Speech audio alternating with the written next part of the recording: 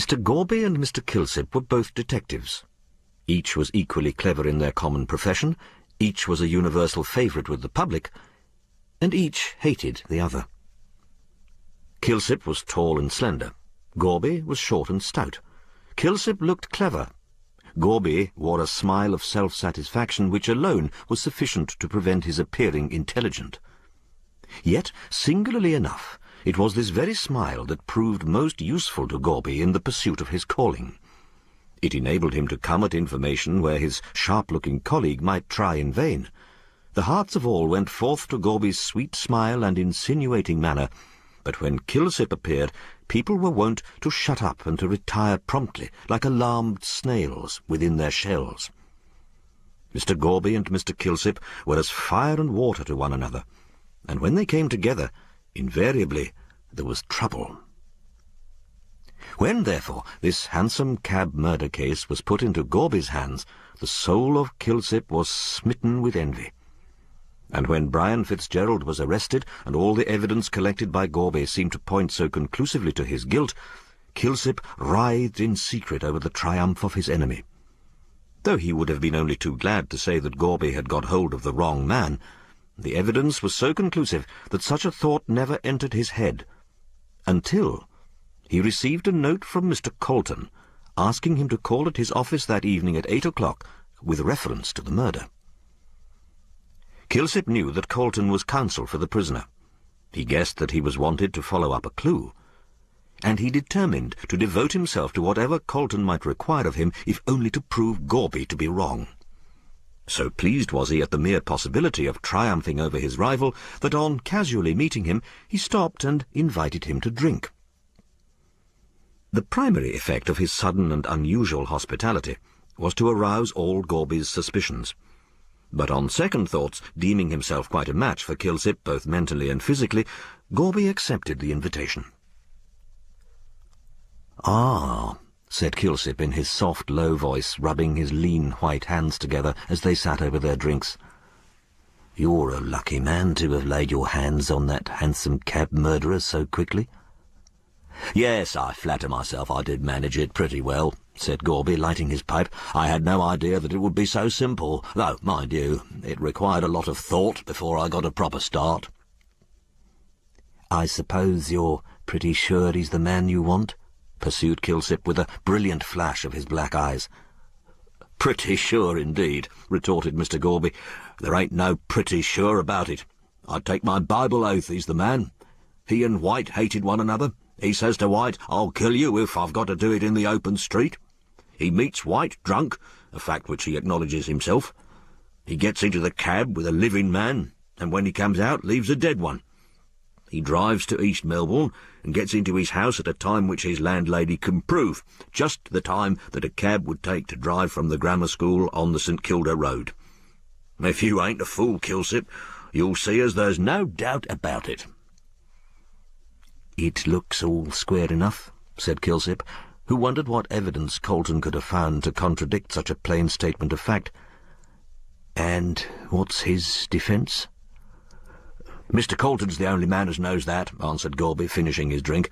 "But, clever and all as he is, he can't put anything in that can go against my evidence." "Don't you be too sure of that," sneered Kilsip, whose soul was devoured with envy. "You're jealous, Kilsip, that's what you are, because you haven't got a finger in the pie." "Ah, but I may have yet." "Going a-hunting yourself, are you? For what? For a man as is already caught?" "I don't believe you've got the right man." Mr. Gorby looked upon his rival with a smile of pity. "No, of course you don't, just because it was I who caught him. Perhaps when you see him hanged, you'll believe it then." "You're a smart man, you are," retorted Kilsip, "but you ain't the Pope to be infallible. You ain't so safe nor clever as you think." And with an irritating smile, he went out. At 8 o'clock on that night, the soft-footed and soft-voiced detective presented himself at Colton's office. He found the lawyer impatiently waiting for him. Kilsip closed the door softly, and then taking a seat opposite to Colton, waited for him to speak. The lawyer, however, first handed him a cigar, and then, producing a bottle of whisky and 2 glasses from some mysterious recess, he filled one and pushed it towards the detective. Colton believed Kilsip to have that feline nature which likes to be stroked, to be made much of, and he paid him these little attentions, knowing full well they would bear their fruit.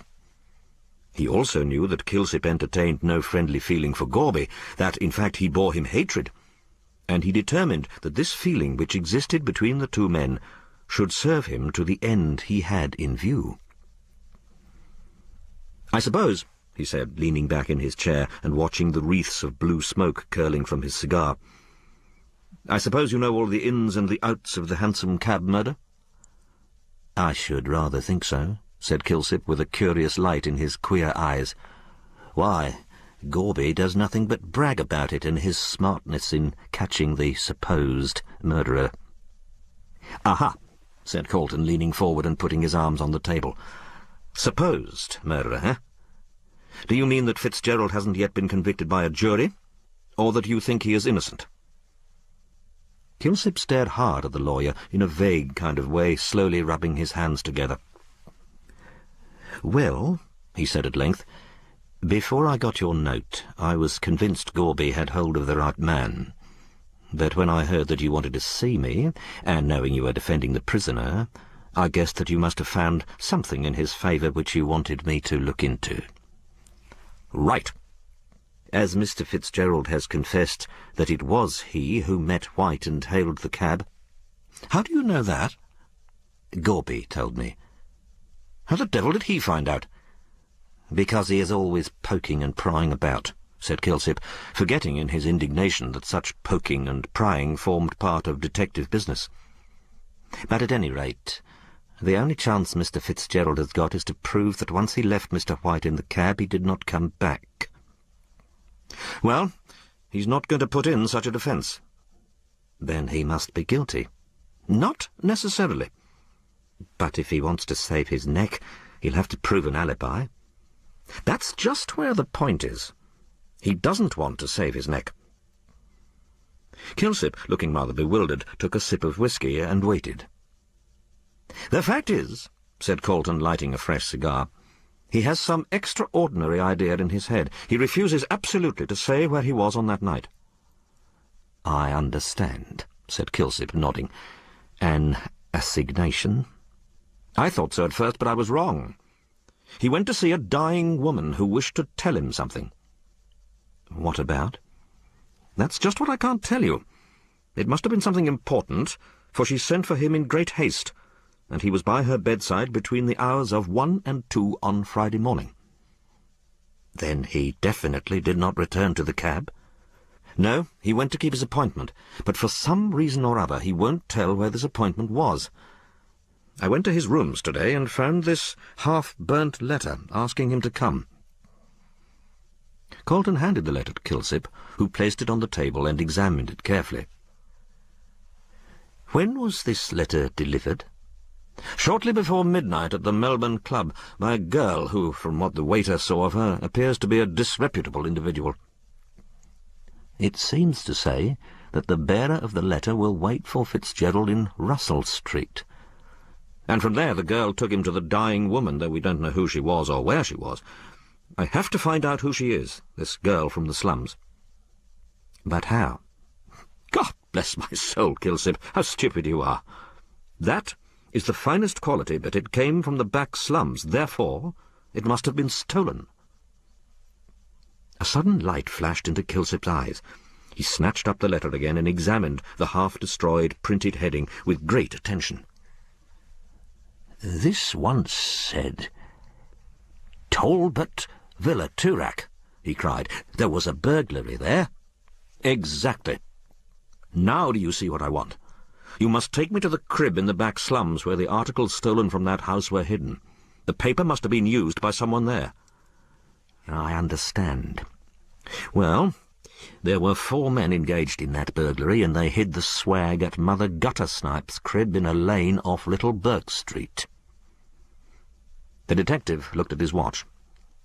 "It is now 9 o'clock, so if you like we will go to the old hag's place at once." Dying woman. There was a woman who died in that very house about 4 weeks ago. Who was she? Some relation of old Mother Guttersnipe's, I fancy. She was called the Queen. Came from Sydney about 3 months ago, and from what I can make out was not long from England. And she died of consumption on the Thursday night, right before the murder.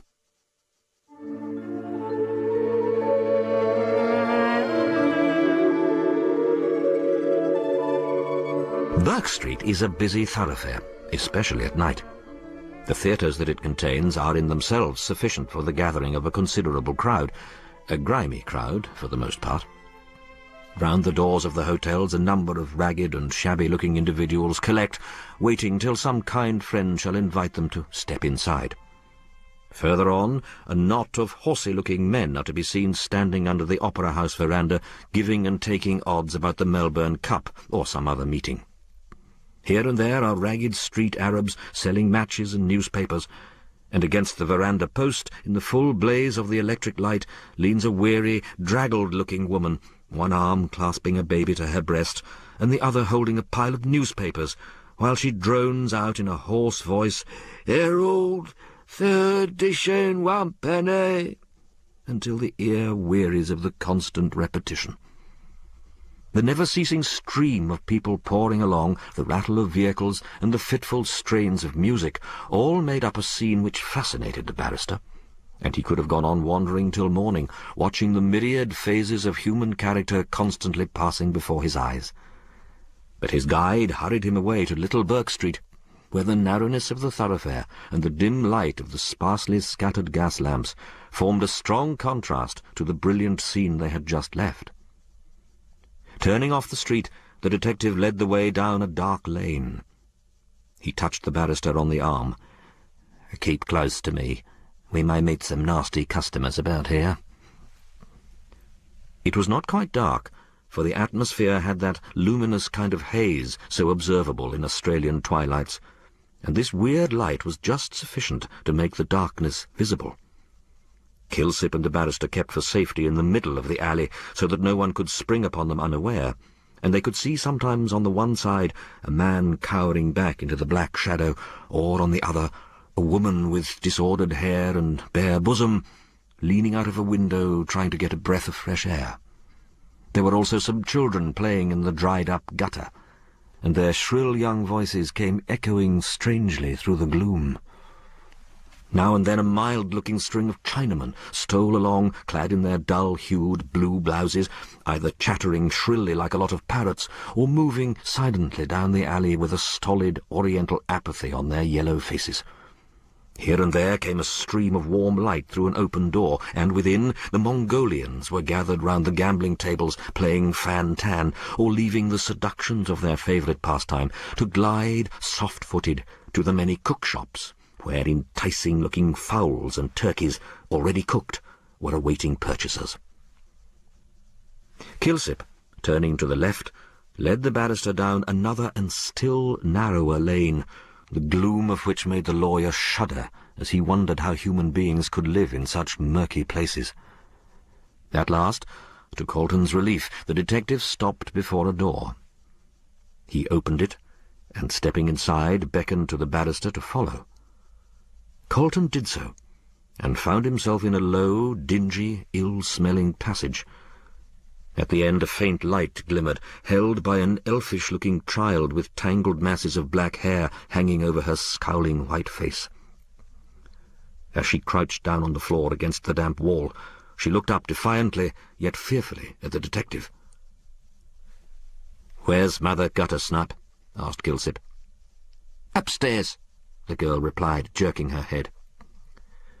Following her direction, Colton, his eyes now somewhat accustomed to the gloom, could discern a gaping black chasm, which he presumed was the stair alluded to.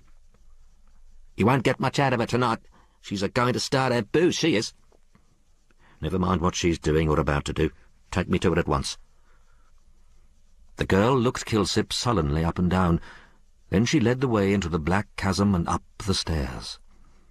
As they toiled slowly up the broken steps, Colton held tightly to his companion's arm. At last they stopped at a door, through the cracks of which a faint glimmer of light was to be seen. Here the girl gave a shrill whistle, and the door opened. Still preceded by their elfish guide, Colton and the detective stepped through the doorway. A curious scene was before them.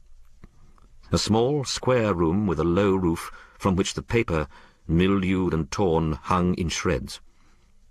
At the far end was a kind of low stretcher upon which a woman, almost naked, lay amid a heap of greasy clothes. She appeared to be ill, for she kept tossing her head from side to side restlessly, and every now and then sang snatches of song in a cracked voice. In the centre of the room was a rough deal table upon which stood a guttering tallow candle, which but faintly illuminated the scene, and a half-empty rectangular bottle of schnapps with a broken cup beside it. In front of these signs of festivity sat an old woman with a pack of cards spread out before her, and from which she had evidently been telling the fortune of a villainous-looking young man who stood looking at the detective with no very friendly countenance. From his expression, so scowling and vindictive was it, the barrister judged the man's ultimate destiny to lie between the prison and the gallows. As they entered, the fortune-teller raised her head. Shading her eyes with one skinny hand, she looked curiously at the newcomers. Colton thought he had never seen such a repulsive-looking old crone.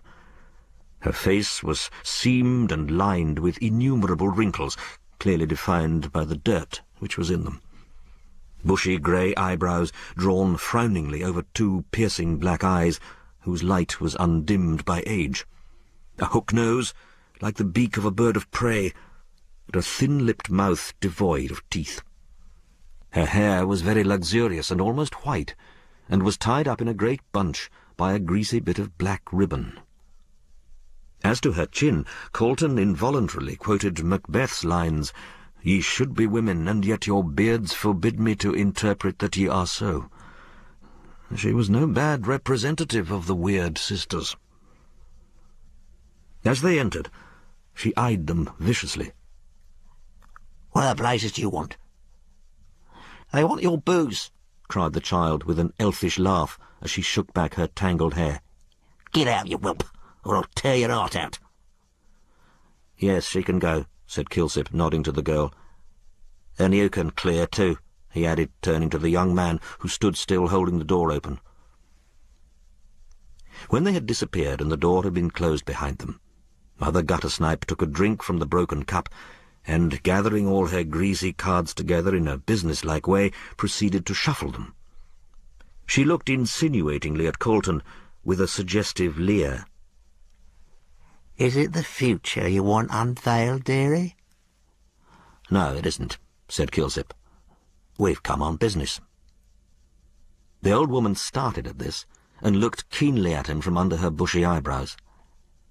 "What have the boys been up to now, detective? There ain't no swag here this time." Just then the sick woman, who had been restlessly tossing on the bed, commenced singing. "Oh, mother, mother, make my bed, and make it soft and narrow. Since my true love died for me today, I'll die for him tomorrow." "Shut up, cuss you!" yelled Mother Guttersnipe, "or I'll knock your bloomin' head off." And she seized the square bottle as if to carry out her threat. But, altering her mind, she poured some of its contents into the cup and drank it off with avidity. "The woman seems ill," said Colton, casting a shuddering glance at the stretcher. "So she are. Scholars are talking of dying and gallows, as if they were nice things to jaw about." "Who's that woman who died here 3 or 4 weeks ago?" asked Kilsip. "How should I know? I didn't kill her, did I? It was the brandy she drank. She was always drinking, cusser." Colton stepped forward. "Do you remember the night she died?" "No, I don't. I was drunk, blind, bloomin' blazing drunk, s'help me." "You were always drunk," said Kilsip. "What if I am? You don't pay for it." "Yeah, I'm drunk. I'm always drunk. I was drunk last night and the night before, and I'm going to get drunk tonight and drunk tomorrow night, and I'll keep it up till I'm rotting in the grave." Colton shuddered, so full of hatred and suppressed malignity was her voice, but the detective merely shrugged his shoulders. "More fool you," he said briefly. "Come now. On the night the Queen, as you called her, died, there was a gentleman came to see her." "So she said. I don't know anything, I were drunk." "So who said? The Queen?" "No, my granddaughter, Sal. The Queen sent her to fetch the toff. She prigged some paper from my box for her letter." The detective glanced at Colton, who nodded to him with a gratified expression on his face. "Did you see the gentleman who came?" said Kilsip, turning again to the old hag. "Not I, cuss ya," she retorted politely. "It came about 1:30 in the morning, and you don't expect we can stop up all night, do ya?" 1:30 o'clock, repeated Colton. "The very time. Is this true?" "Wish I may die if it ain't. My granddaughter Sal can tell ya." "Where is she?" At this the old woman threw back her head and howled dismay. "She's hooked it. Gordon left her poor old gran and joined the army, cuss 'em." "The Salvation Army?" "That's what I said. All this coming round here they are, spoiling our business." "What's the girl's name?" "Gone deaf, have ya? I told ya. Sal." "Her full name?" The crone hesitated. "Give me her name, and I might be able to bring her back." "You want her back? Don't tell me other." The old woman took another long swig from her bottle, and then... "Rawlins. Sal Rawlins, cuss her." The detective turned to Mr. Colton. "This Sal Rawlins is the only person who can prove that Mr. Fitzgerald was here between 1 and 2 o'clock. I'll go to the Salvation Army barracks the first thing in the morning and look for her." "I hope you'll find her," answered Colton, drawing a long breath. "A man's life hangs on her evidence." They turned to go, Colton having first given Mother Guttersnipe some loose silver, which she seized on with an avaricious clutch. "You'll drink it, I suppose," said the barrister, shrinking back from her. "Very likely," retorted the hag, with a repulsive grin, tying the money up in a piece of her dress, which she tore off for the purpose. "A public house is the only pleasure I have in my life, cuss it." The sight of money had a genial effect on her nature, for she held the candle at the head of the stairs as they went down, so that they should not break their heads. As they arrived safely, they saw the light vanish, and in the darkness heard the sick woman on the bed singing the last rose of summer. The street door was open, and after groping their way along the dark passage, they found themselves in the open. "Thank heaven," said Colton, taking off his hat and drawing a long breath. "Thank heaven we're safely out of that den. Come, let us have a glass of brandy, for I feel quite ill after my experience of low life."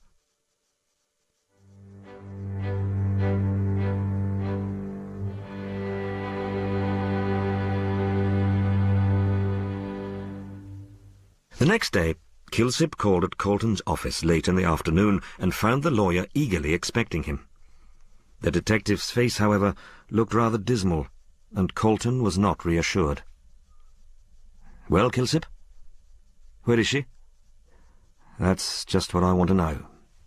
It appears that she had been in the army as a hallelujah lass, but got tired of it in a week and went off to Sydney. The last thing the army heard of her was that she had taken up with a Chinaman in one of the Sydney slums. Perhaps the authorities in Sydney can help us?" I telegraphed at once. "There's no Sal Rawlins known to the Sydney police. No doubt she has changed her name. I wonder why. Wanted to get rid of the army, I expect. The straying lamb did not care to be hunted back to the fold. The Sydney police said they would make inquiries and let me know the result." Colton stroked his chin thoughtfully. "When did she join the army?" "The very day after White's murder. She said the death of the woman on Thursday night had so startled her that she went straight off to the army to get her religion properly fixed up. These sudden conversions never last long, as a rule.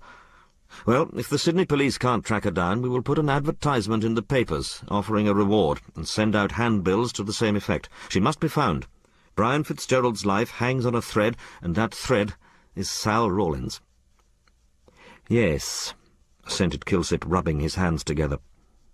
"Even if Mr. Fitzgerald acknowledges that he was at Mother Guttersnipe's on the night in question, we shall need her to prove that he was there. No one else saw him. I went back there today and questioned the lot of them. At the time he arrived, they were all asleep, except the dying Queen woman and the girl Sal." "Are you sure of that? What about Mother Guttersnipe herself?" "She was dead drunk, as she acknowledged last night. She couldn't identify him.